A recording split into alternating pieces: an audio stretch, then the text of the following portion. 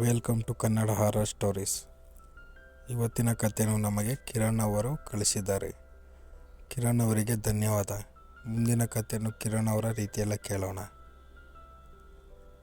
ನಮಸ್ಕಾರ ಸ್ನೇಹಿತರೆ, ನನ್ನ ಹೆಸರು ಕಿರಣ್ ಅಂತ. ನನಗೆ ಈಗ 58 ವರ್ಷ. ಈ ಘಟನೆಯು 1995 ಇಸ್ವಿಯಲ್ಲಿ ನಡೆದ ಘಟನೆ. ನಾನು ಮೂಲತಃ ತುಮಕೂರಿನವನು. ನನಗೆ ರಜೆ ಇರುವ ಕಾರಣ ನಾನು ಉಡುಪಿಗೆ ಎಂದು ಪ್ರವಾಸಕ್ಕೆ ಹೋಗಿದ್ದೆ ಒಬ್ಬನೇ. ನಾನು ಸುಮಾರು ಉಡುಪಿ ತಲುಪುವ ಹೊತ್ತಿಗೆ 11 ಗಂಟೆ ಆಗಿತ್ತು. ಅಲ್ಲಿ ಎಷ್ಟೇ ಹುಡುಕಿದರೂ ನನಗೆ ರೂಮ್ ಸಿಗಲಿಲ್ಲ. ಹಾಗಾಗಿ ಅವತ್ತು ನಾನು ಬಸ್ ಸ್ಟಾಪಿನಲ್ಲೇ ಮಲಗಬೇಕಾಯಿತು. ಸುತ್ತಮುತ್ತ ಕತ್ತಲೆ. ಆ ಸಮಯದಲ್ಲೂ ಮೊಬೈಲ್ ಕೂಡ ಇರಲಿಲ್ಲ ನಮ್ಮ ಬಳಿ. ಹಾಗೆ ಒಂದು ಸ್ವಲ್ಪ ಸಮಯದ ನಂತರ ನನಗೆ ಅಲ್ಲೇ ಇದ್ದ ಒಂದು ಸಣ್ಣ ಕಾಡಿನಿಂದ ಏನೋ ಶಬ್ದಗಳು ಕೇಳುತ್ತಿತ್ತು. ನಾನು ಇಲ್ಲಿ ಯಾರಾದರೂ ಇರಬಹುದು, ಸಹಾಯ ಕೇಳೋಣ ಅಂತ ನಾನು ಅಲ್ಲಿಗೆ ಹೋದೆ.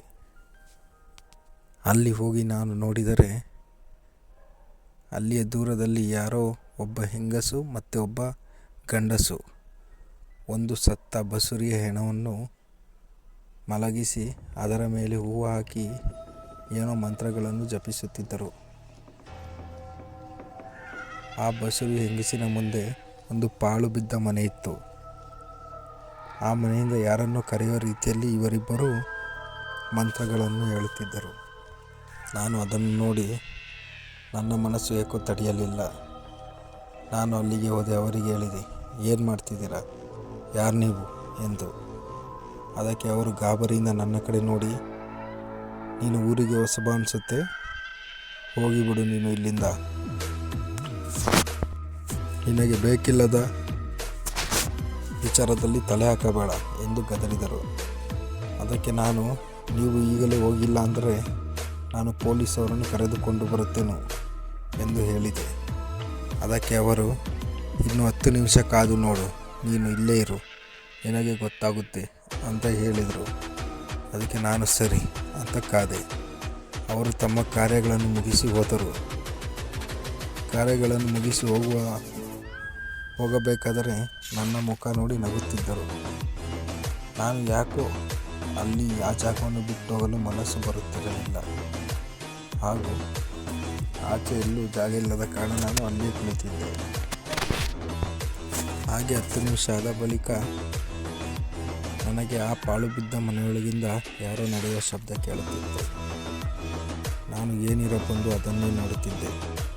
ಆಗ ಇದ್ದಕ್ಕಿದ್ದ ಹಾಗೆ ನನ್ನ ಹೆಗಲ ಮೇಲೆ ಆ ಬಸುರಿ ಹೆಂಗಸು ಕೈ ಹಾಕಿದಳು. ಅದನ್ನು ನೋಡಿದ ನಾನು ಅಲ್ಲಿಯೇ ಕಿರುಚಾಡತೊಡಗಿದೆ. ಕಿರುಚುತ್ತಾ ಓಡತೊಡಗಿದೆ. ಓಡುತ್ತಾ ನನಗೆ ಎಲ್ಲಿ ಹೋಗಬೇಕೆಂದು ಗೊತ್ತಾಗುತ್ತಿರಲಿಲ್ಲ. ನಾನು ಓಡುವ ರಭಸದಲ್ಲಿ ದಟ್ಟವಾದ ಕಾಡಿನೊಳಗೆ ಹೋದೆ. ಅಲ್ಲಿ ಮತ್ತೆ ಅದೇ ಹೆಂಗಸು ಕಾಣಿಸಿದಳು. ನನ್ನ ಮನಸ್ಸಲ್ಲಿ ಭಯ.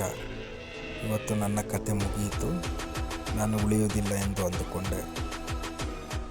ಹಾಗೂ ಎಷ್ಟೇ ಓಡಿದರೂ ನನಗೆ ಯಾವುದೋ ಒಂದು ಊರು ಸಿಗಲಿಲ್ಲ. ನಾನು ಎತ್ತ ನೋಡಿದರೂ ಆ ಬಸ್ಸು ಹೆಂಗಸೆ ಕಾಣಿಸುತ್ತಿದ್ದಳು. ಹಾಗೆ ಓಡುತ್ತಾ ಒಂದು ತೋಟದ ಮನೆ ಹತ್ತಿರ ಹೋದೆ. ಅಲ್ಲಿ ಒಂದು ಮನೆ ಇತ್ತು, ಅದರೊಳಗೆ ಹೋದೆ. ಆ ಮನೆಯಲ್ಲೂ ಯಾರೂ ಇರಲಿಲ್ಲ. ಅದನ್ನು ಕಂಡು ನನಗೆ ಇನ್ನೂ ಭಯ ಆಯಿತು. ಹಾಗೂ ಈಗ ನಾನು ಆ ಮನೆಯ ಕಿಟಕಿಗಳನ್ನೆಲ್ಲ ಮುಚ್ಚಿ ಅಲ್ಲೇ ಕೂತ್ಕೊಂಡೆ. ಆಗ ಇದ್ದಕ್ಕಿದ್ದ ಹಾಗೆ ಆಚೆಯಿಂದ ಜೋರಾದ ಗಾಳಿ. ಯಾವುದೋ ಕೈ ಬಾಗಲನ್ನು ಜೋರಾಗಿ ತಟ್ಟುತ್ತಿತ್ತು. ಹಾಗೂ ಹಿಂದೆಯಿಂದ ಯಾರೋ ಆ ಮನೆ ಗರಿಗಳನ್ನು ಎಳೆಯುವಂಥ ಶಬ್ದ. ನಾನು ಆಗ ಮನಸ್ಸಿನಲ್ಲಿ ಇವತ್ತು ನನ್ನ ಕತೆ ಮುಗಿಯಿತು ಎಂದು ಅಲ್ಲಿಯೇ ಕಣ್ಣು ಮುಚ್ಚೆ. ಬೆಳಿಗ್ಗೆ ನಾನು ಸುಮಾರು 8 ಗಂಟೆ ಅಷ್ಟರಲ್ಲಿ ಎದ್ದು ನೋಡಿದಾಗ ಯಾರೂ ಇರಲಿಲ್ಲ. ಆಗ ಅಲ್ಲಿಯೇ ಹೋಗುತ್ತಿದ್ದ ಒಬ್ಬ ಮುದುಕ ನನಗೆ ಹೇಳಿದ, ಯಾರಪ್ಪ ನೀನು, ಕಳ್ತನ ಮಾಡಿ ತಂದಿದೀಯಾ ಅಂತ. ನಾನು ಇಲ್ಲ, ನನಗೆ ಈ ರೀತಿ ಅನುಭವ ಆಯಿತು ಅಂತ ಹೇಳಿದೆ. ಅದಕ್ಕೆ ಅವನು, ನೀನು ಯಾಕೆ ಹೋಗಬೇಕಿತ್ತು? ಅದು ಚೌಡಿ, ಅದರ ವಿಷಯಕ್ಕೆ ಯಾರೂ ಹೋಗುವುದಿಲ್ಲ. ನೀನು ಈ ಕೂಡಲೇ ಊರನ್ನು ಬಿಡು, ಇಲ್ಲವಾದರೆ ನೀನು ಸಾಯುತ್ತೀಯ ಅಂತ ಹೇಳಿದ. ನಾನು ಅಲ್ಲಿಂದ ಅವರ ಕೈ ಹಿಡಿದುಕೊಂಡೆ ಬಸ್ ಸ್ಟಾಪಿನ ಹತ್ರ ಬಂದು ನಾನು ಅಲ್ಲಿಂದ ಮತ್ತೆ ನಮ್ಮ ಊರಿಗೆ ಬಂದೆ. ಇದು ನನ್ನ ಜೀವನದಲ್ಲಿ ನಡೆದ ಒಂದು ಭಯಾನಕ